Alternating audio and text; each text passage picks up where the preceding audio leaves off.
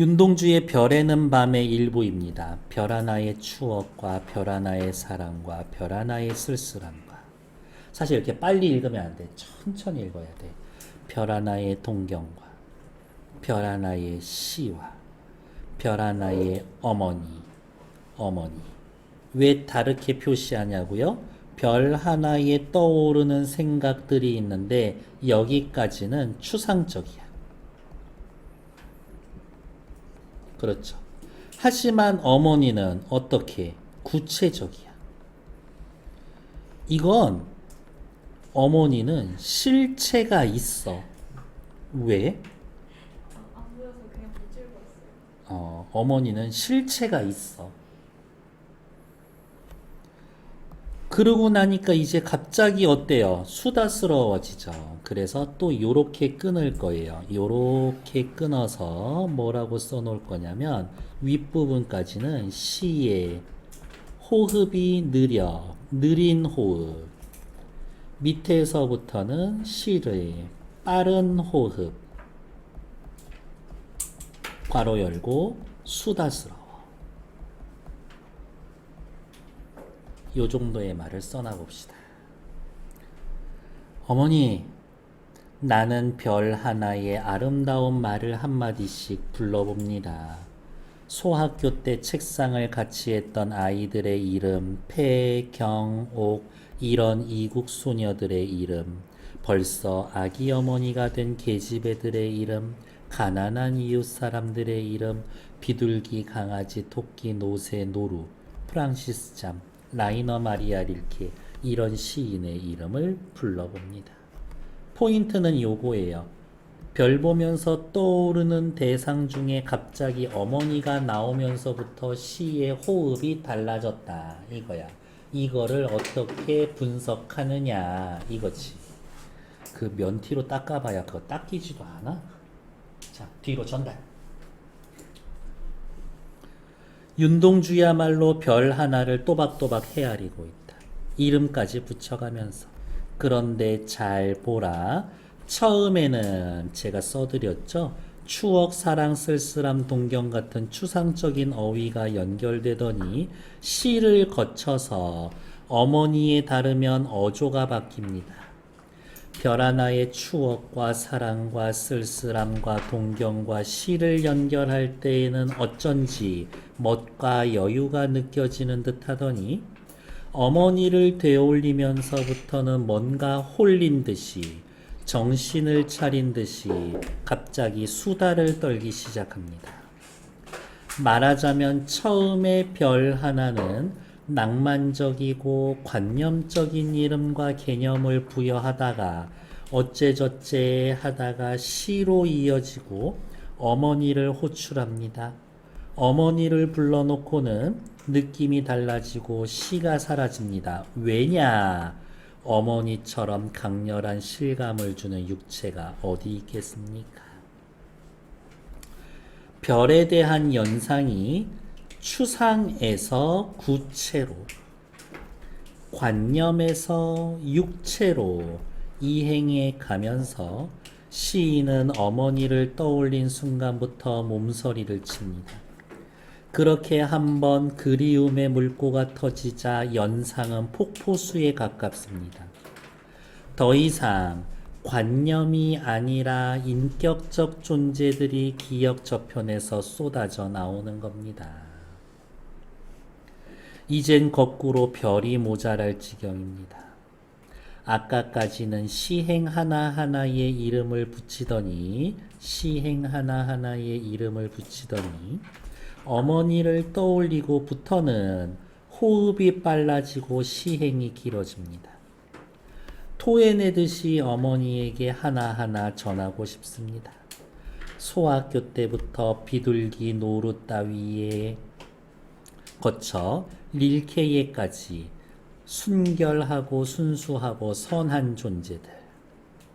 잊고 있던 고맙고 그리운 이름을 하나라도 놓칠까봐 시상대에 선 수상자라도 되듯 하나하나 호명합니다. 그리운 사람이 많다는 건 얼마나 행복합니까? 그렇지. 근데 그리운 사람이 많다는 건 행복하면서도 고통이에요. 그립다라는 거는 내 곁에 없다라는 이야기인 거니까. 얼마나 고통입니까? 그러기에 윤동주는 잠시의 행복이 끝나는 동안 고통스럽게 인정합니다. 요거 뒤에는 있죠. 이네들은 너무나 멀리 있습니다. 별이 아스라이 멀듯이. 그래서 별은 그런 겁니다. 별은 밝고 빛나서 기쁘고 멀리 있다고. 별은 밝게 빛나서 아름답지만 너무 멀어서 슬픕니다. 아, 어찌할꼬. 그리움 덕택에 살고 그리움 때문에 못 살겠다라는 걸. 글의 종류는 비평문이고요. 시를 분석하고 있는데 시를 분석하는 근거가 시의 내부에 있다. 그 말은 좀 기억해 두기로 합시다. 써볼까요? 글의 종류 비평문이고요.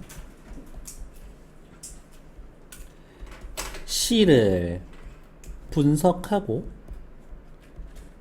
비평하는 건데 분석과 비평의 근거는 시의 내적 요소, 시에 쓰여진 말들을 근거로 하는 겁니다. 그 말 정도는 기억해 두자. 역시 밑에 나와 있는 문제 1, 2, 3번 2분만 드릴게요. 시작할게요. A를 분석한 거, C 분석할 때 첫 번째 시어의 변화 양상 얘기하죠. 어떻게? 추상적인 시어에서 C라는 시어를 통해서 구체적으로 넘어간다고. 호흡의 변화 천천히 느리다가 빨라집니다. 이야기했죠? 시상에 대한 어조의 변화에 주목합니다. 그렇지. 느리고 왠지 멋과 여유가 느껴지는 어조에서 갑자기 어떻게 수다스럽게 변한다고 얘기했죠? 시의 느낌의 변화를 준 특정 시어 누구예요? 어머니예요. 어머니. 시를 거쳐 어머니에서부터 수다스러워지는 거야. 그래서 시라고 생각하기 쉽지만 어머니라고 일단은 생각하셔야 한다. 다음 시어의 의미를 당시 시대 상황 이거 일제강점기 얘기가 없어? 정답은 5번. 문학작품을 감상하는 죄송해요. 이따가 전화 드릴게요. 문학작품을 감상하면서 읽을 땐 다음과 같은 걸 고려할 수 있다. 기억 누구지? 그렇다. 니은은 뭐죠? 아유, 어찌할꼬. 기억 니은과 관련 있는 것. 문학 작품 속 인물의 처지를 이해하고 정서적 교감을 나누어 본다. 정답! 동주 오빠가 된 것 같은 느낌이 되니까 그렇지. 어떻게 이런 말을 할 수 있는 거죠. 나머지는 시 작품을 읽으면서 뭐 이런 생각을 할 수 있는데 기억 니은은 A에 해당한다. 그 정도로만 봅시다. 보기를 읽고 도식화했습니다. 적절하지 않은 것은 별은 추상적 존재에서 구체적 존재로 넘어갑니다. 1번 가에서 별을 통해서 추상적 구체적으로 화살표가 향하고 있습니다. 별 보면서 얘네들 떠올린 거니까 연상의 과정이다. 맞지? 나와 다에선 별의 함축적 의미와 관련이 있어. 그렇죠. 순수함을 함축하고 있지. 그리움의 대상이라는 걸 함축하고 있지. 가에서 나로 향하던 화살표가 다로 향한 건 뭐라고? 어머니가 있다고. 좋아. 다에는 쭉쭉쭉 다 이름 부르는데 뭐라고 그랬어? 이름 부르는데 뭐래요? 이들은 너무나 멀리 있습니다. 별이 아스라이 멀듯이 라고 이야기를 했죠. 그러니까 3번, 4번 맞고 답은 5번이죠. 나보다 다를 천천히 아니야. 나가 느림이고 다가 빠름이지. 그래서 정답은 5번. 시작해 볼게요. 어리석은 자의 우직함이 세상을 조금씩 좋게 낮게 바꿔갑니다. 그런 뜻이에요. 시작해 볼게요. 온달과 평강공주의 이야기는 당시의 사회 경제적 변화 과정에서 부를 축적한 평민 계층이 정치적 경제적 상승을 할 수 있었던 사회 변동기였다라는 사료로 거론되기도 합니다. 여러분들 이미 알고 있죠? 이 바보 온달 했는데 온달이가 진짜 바보는 아니야. 이렇게. 그러면 도대체 온달이는 누구였냐? 그냥 역사를 연구하는 아저씨들의 이론이기는 한데 온달은 부를 축적한 평민 계층이고 평강공주와 결혼해서 공주의 남편은 뭐라 그러지? 부마라고 그래요. 부마. 평민이 부마가 될 수 있다? 아, 경제적, 정치적으로 상승할 수 있었던 시대다. 이런 거지. 그러한 역사적인 재료로 언급되기도 합니다. 그래서 바보 온달이라는 별명도 사실은 미천한 출신에 대한 바보 온달이라는 말도 미천한 출신에 대한 지배계층의 경멸과 경계심이 만들어낸 이름이다 라고 분석하기도 합니다. 저런 천박한 것이 근본 없는 게 이렇게 얘기했었다라는 거지. 귀족들은. 그러나 나는 글의 종류 수필이니까요. 글쓴이 자신이겠죠. 수많은 사람이 창작하고 그 후에 더 많은 사람들이 오랜 세월을 걸쳐서 승낙한 받아들인 온달 장군과 평강공주의 이야기를 믿습니다. 그냥 그대로 믿어보고 싶습니다. 이거예요. 다른 어떠한 역사적 사실보다 온다리가 실제로 살았고 평강공주가 진짜 궁궐 나가서 온다리를 선택을 했고 온다리가 어쩌고 저쩌고 나갔다라고 해서 팩트, 실증적인 사실보다도 내가 이 이야기를 믿는 이유는 빨간색 밑줄이에요. 당시의 정서를 더 정확히 담아내고 있다고 생각했기 때문입니다. 어떤 옛날 이야기가 한 두 개가 있어. 근데 요 이야기는 금방 없어지고 그런 이야기가 있었는지도 몰라. 근데 이 이야기는 1000년, 2000년 계속 이어져. 왜? 사람들의 뭔가를 건드리는 게 있다라는 거지. 뭘 건드려? 정서를 건드리는 거야. 그 이야기에 정서를 건드린다라는 건 그 이야기에 공감을 하는 거야. 그게 사실이건 아니건 상관이 없어. 공감한다라는 거지. 그래서 나는 그 이야기에 공감을 해요. 당시 사람들의 마음이었겠구나 라고 생각해. 완고한 신분의 벽을 뛰어넘어 미천한 출신의 바보 온달을 선택한 평강공주의 결단과 저는 평강공주의 결단을 믿습니다. 드디어 용맹한 장수로 일어서게 한 평강공주의 주체적 삶에는 민중의 소망과 언어가 담겨 있기 때문입니다. 어머, 이 글을 쓴 작가는 온달한테 주목하는 게 아니라 평강공주한테 주목하고 있는 거야. 이것이 바로 온달설화가 당시 사회의 이데올로기에 파묻힌 한 농촌 청년의 우직한 충절 이야기로 끝나지 않는 까닭이라고 생각합니다. 글쓴이 나는 평강공주의 결단과 평강공주의 주체적 삶을 더 중요하게 본다. 인간의 가장 뛰어난 가능성은 과거를 뛰어넘고 사회의 벽을 뛰어넘고 자기를 뛰어넘는 비약에 있는 거라고 할 수 있기 때문입니다. 과거를 뛰어넘고 사회의 벽을 뛰어넘고 자기를 뛰어넘는 비약을 한 게 온다리가 아니라 나는 평강공주라고 생각합니다. 이글. 나는 평강공주와 함께 온달산성을 걷는 동안 내내 능력 있고 편안하게 해줄 사람을 찾는 당신이 생각났습니다. 글의 종류 수필인데 대놓고 콕 찍어서 당신이라고 이야기를 하고 있죠. 맨 위로 와서 써놓을 거예요. 뭐라고 써놓을 거냐면 이 글의 종류는 서간문 형식의 수필이다. 편지 형식. 서간문의 형식인지 어떻게 해요? 당신이라고 하는 독자, 괄호 열고 청자를 설정해 놓았다. 하지만 또 중요한 건 뭐냐? 이 글의 당신은 요 글을 읽고 있는 그냥 일반 독자야. 그러니까 여기에서 이 작가가 부르는 당신은 다 자기들이야. 이렇게. 왠지 친근감 느껴지지 않나? 어머, 누군가가 나에게 편지를 쓴 것 같아. 이거지.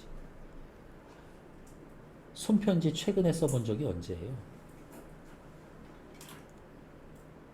하다못해 이 편지는 1800년대 영국에서 시작돼요. 이런 편지도 안 써. 요즘은 그걸 문자로 보내더라고. 몇 년 전에 우리 딸내미가 그 문자를 나한테 보냈어. 아빠, 이거 몇 명이라 그랬더라? 열 몇 명한테 보내야 불행하지 않는데 하면서 나한테 보내더라고. 그거 받아서 다 니들한테 뿌릴 거야. 나는 평강공주와 함께 온달산성을 걷는 동안 내내 평강공주와 온달산성을 걸었다. 평강공주를 생각하며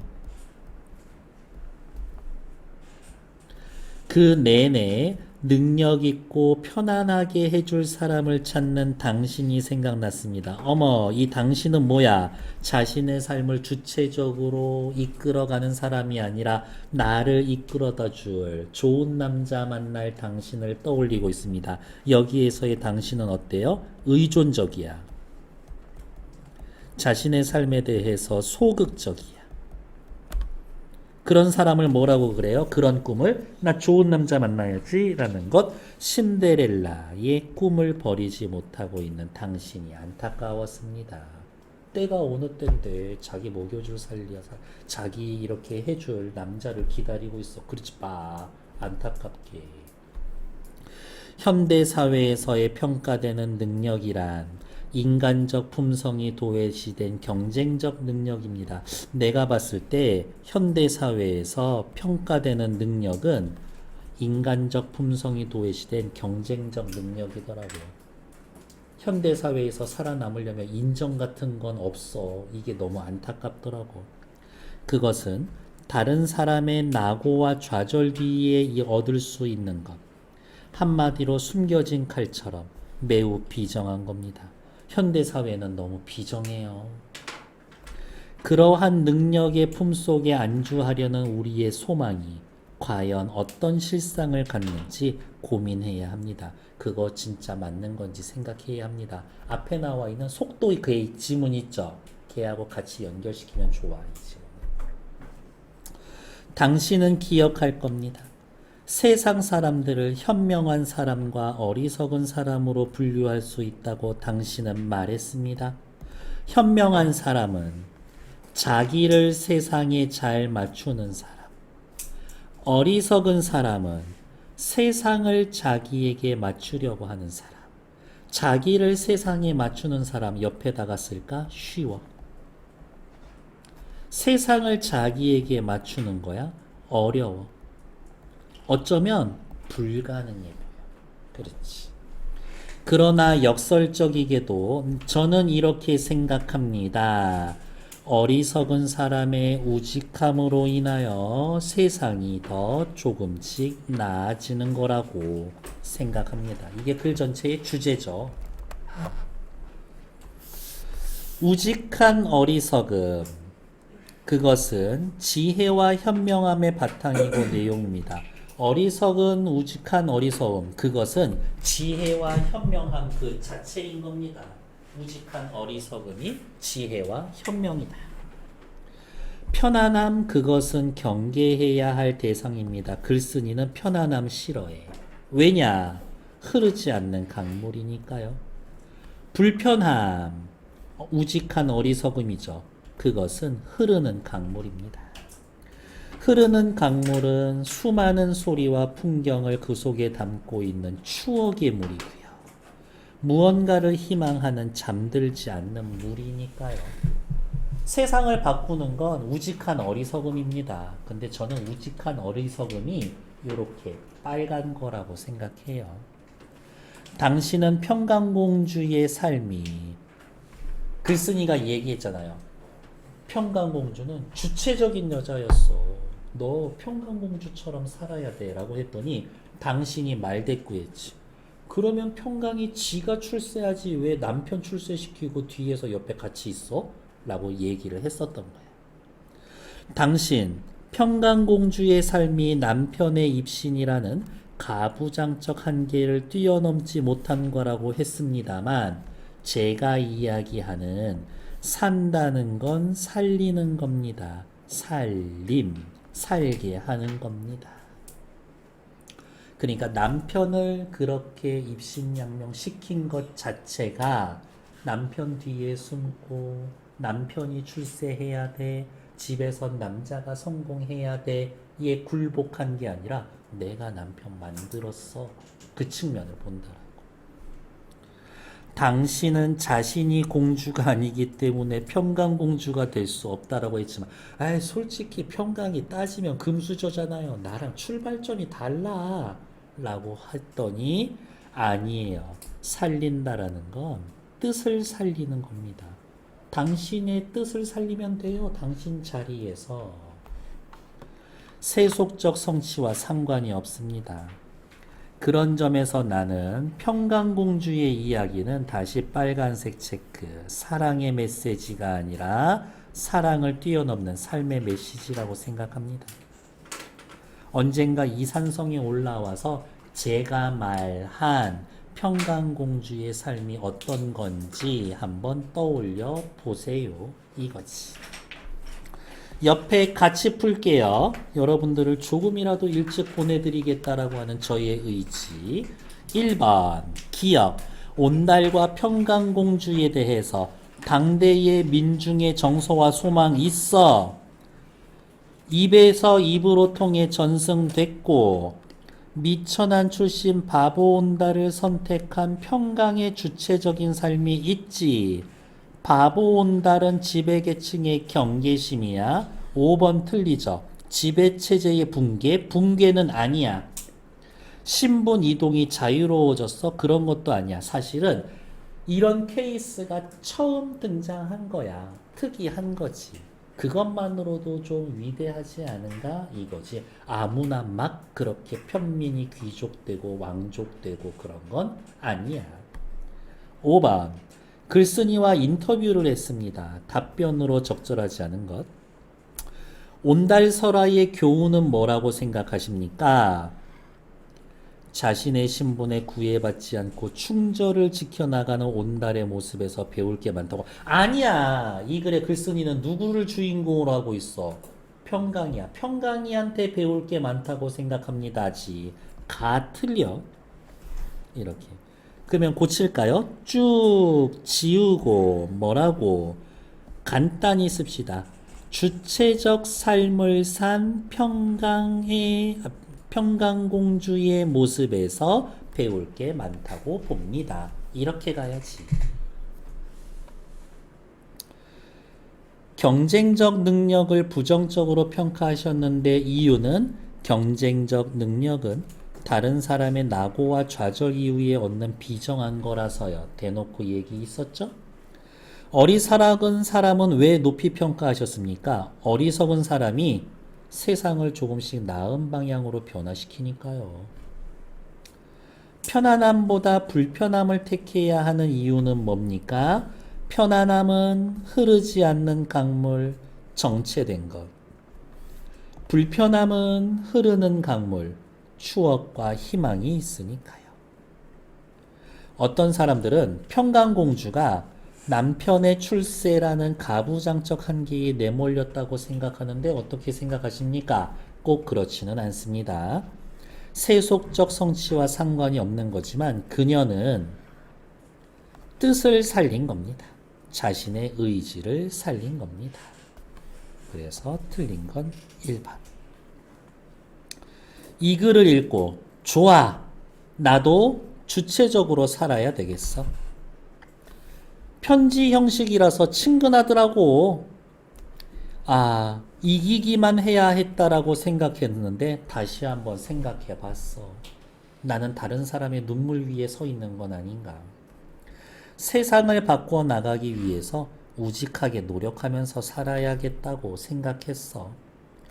역사적 인물에 대한 평가는 역사적 사실을 기반으로 해야 한다? 아니요. 앞 페이지 보면 글쓴이는 이렇게 얘기했죠. 뭐라고?